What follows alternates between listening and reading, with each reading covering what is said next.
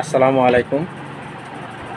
আমার প্রিয় Airtel payment ব্যাংকের কাস্টমার যারা যারা আছে সবার উপলক্ষে ভিডিওটা বানানো, কেননা ইদানিং পুরানা আমার যারা এয়ারটেল পেমেন্ট ব্যাংকের কাস্টমার আছেন অনেকেরই ব্যাংক অ্যাকাউন্ট টেম্পোরারি, তো পুরানা এয়ারটেল পেমেন্ট ব্যাংকের কাস্টমার যারা আছেন কার অ্যাকাউন্ট টেম্পোরারি ব্লক হইতেছে।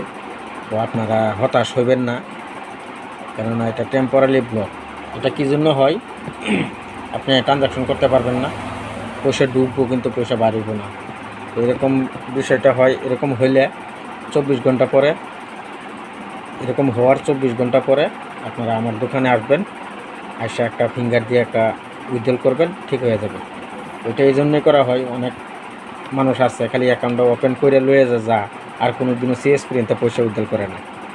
তো সিএস পর্যন্ত যখন পয়সা উইথড্রল করে না, ব্যাংকে মনে করতেছে মানুষটা কি এখনও জীবিত আছে না নাই।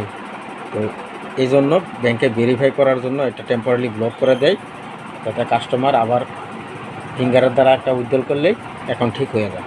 তো আপনারা হতাশ হবেন না, যার যার এরকম হয় 24 ঘন্টা পরে আমার দোকানে আসবেন, একটা ফিঙ্গার দিয়ে উইথড্রল করবেন, অবশ্যই ঠিক হয়ে যাবে। তো ধন্যবাদ সকলকে।